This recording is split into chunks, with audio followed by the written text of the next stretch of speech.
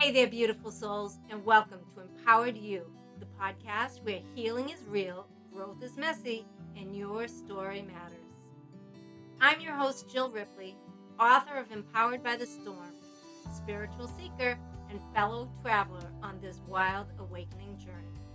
Whether you're here to let go of old pain or simply remember who you are, you're in the right place. Let's dive in.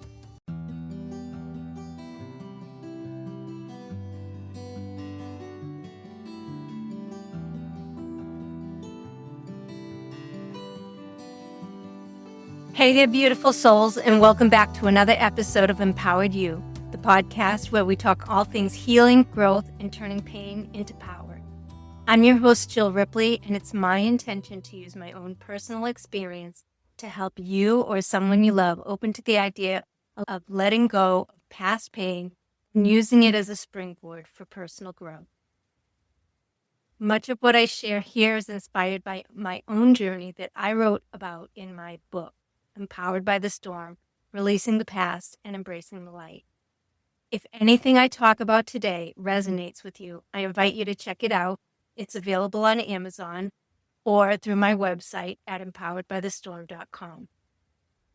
What we will be talking about today is breaking up with numbing, my sobriety story and what it taught me about true healing.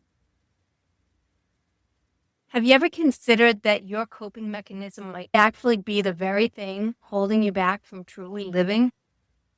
Whether it's excessive drinking, endless scrolling on social media, binge watching TV, emotional eating, overworking, or people pleasing, these numbing tactics can keep you from facing your true pain and blocking the healing you so deeply deserve.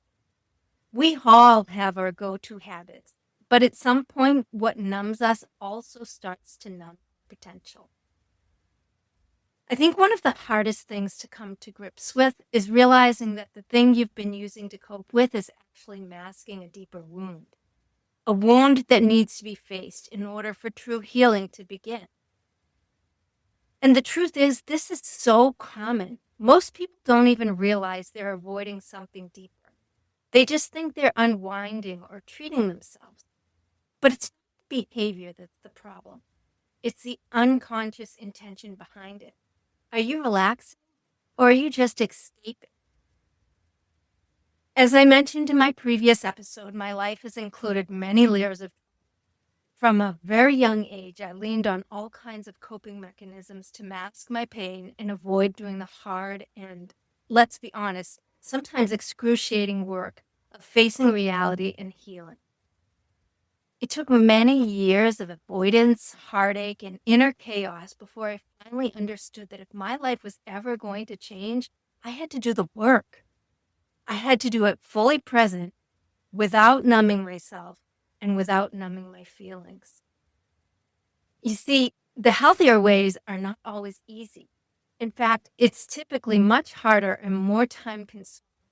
But as you will see, it is totally worthwhile. For me, the escape started.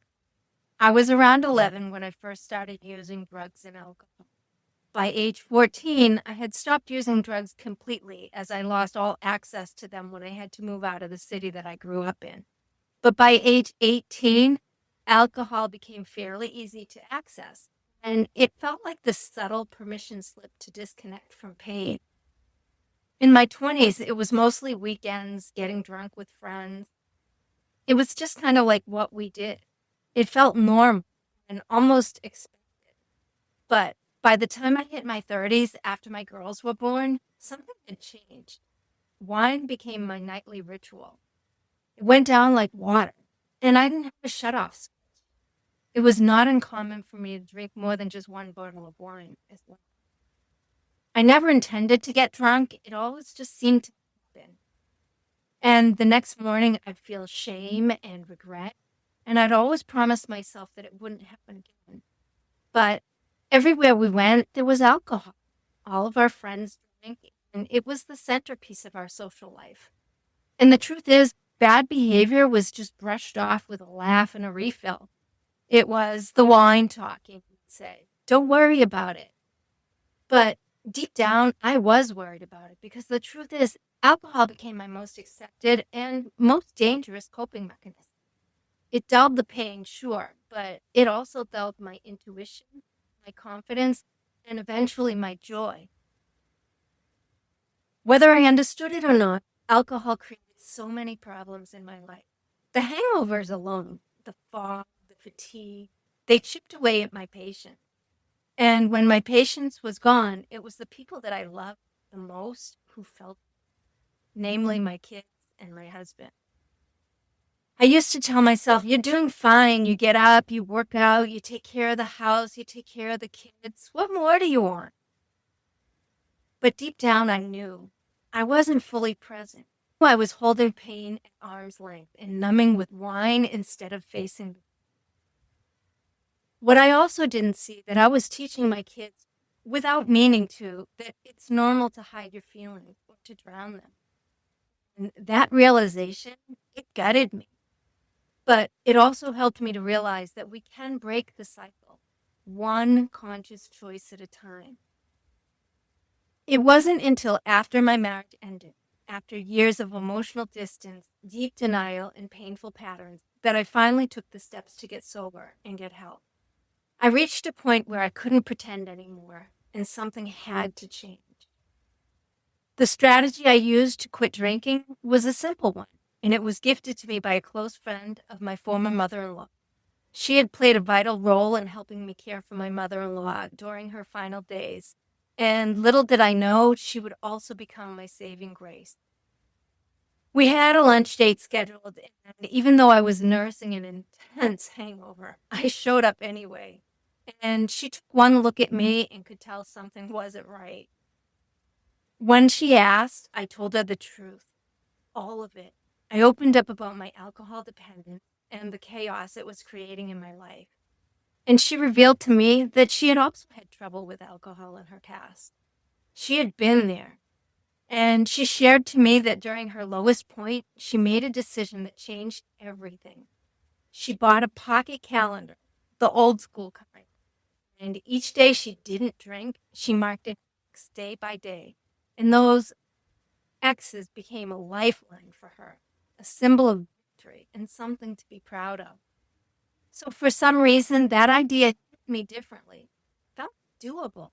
So I decided to give it a try. And on my way home that day, I bought a pocket calendar, and the next morning, I started with an X. And every day, I put an X on that calendar. After 3 months of putting X's, I just knew I was done. And that was over 10 years ago. I haven't had a drink since. Now, I can't tell you if something that simple will be your catalyst for change, but it could be. And if not, that's okay too. What matters is that you find something that works for you. And please don't try to do it alone. If you need help, I have a list of support resources available at empoweredbythestorm.com under the resources tab. You are not alone, and you don't have to keep suffering in silence. Just take one brave step, and then another, and then another. And here's what I also want to say, especially to anyone listening who thinks sobriety will fix everything overnight. It won't. Sobriety doesn't make life easier. It makes you stronger. Not long after I got sober, I experienced the most devastating loss of my life. My youngest daughter and her father died together in a motorcycle accident. No warning, no time to prepare, just unimaginable grief and a crushing blow to my heart. And I know this might sound strange, but I am so deeply grateful that I was sober when it happened, because it allowed me to feel everything: the heartbreak, the rage, the numbness, the silence. I didn't drown it. I didn't run from it. I walked through it, each painful step at a time.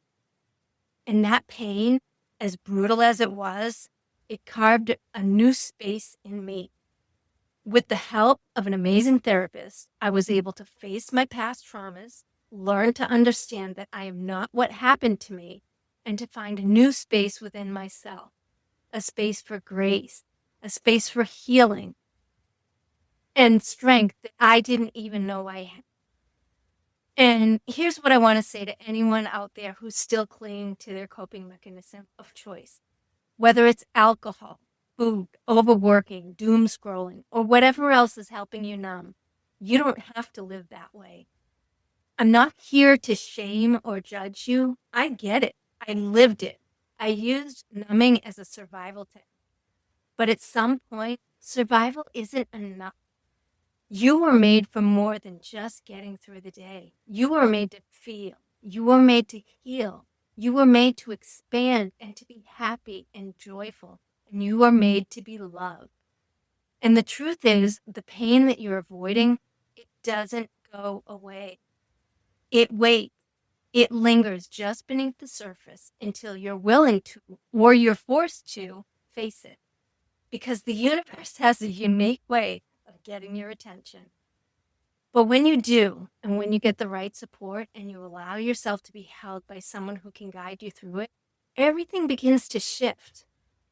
I was finally able to face my past, release years of shame, and learn to love the version of me that I used to run from.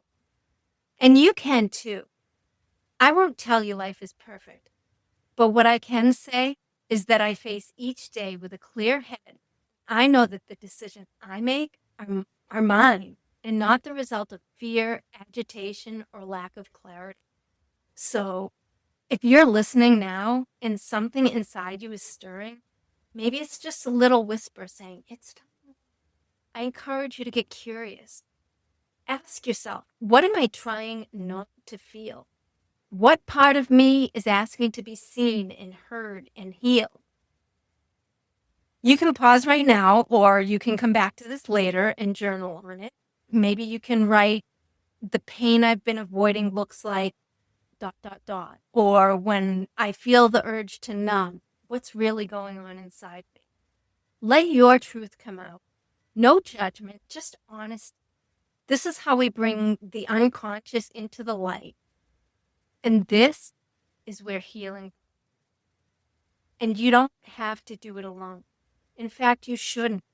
Please find a therapist, find a support group, find a coach, or someone who can walk through this with you while you learn to walk through the storm instead of running from it.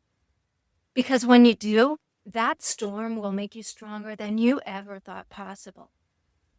Now, if this episode brought something up for you, I'd love to hear from you. You can reach out to me on Instagram at Empowered by the Storm or through my website, empoweredbythestorm.com, and let me know. What are you letting go of? Or what's one healthier coping tool that you're open to trying this week? Let's keep this conversation going because healing happens in community. And we're all here for each other. And remember, wherever you are on this journey, I want you to know healing is possible. Growth is possible. Transformation is always available. You are not broken. You are becoming whole. You are not alone. You're part of a generation doing brave and tender work of turning pain into power. And every step you take, no matter how small, creates ripple effects for generations to come. Be gentle with yourself. Offer yourself the love you always deserve. You are both the one who needed more and the one who can now give more to yourself and to others. And if this episode touched your heart, I hope you'll share it with someone who might need this message. And if you'd like to dive deeper into this kind of healing work, my book, Empowered by the Storm, again, is available on Amazon or empoweredbythestorm.com. Until next time, stay grounded, stay loving, and stay empowered.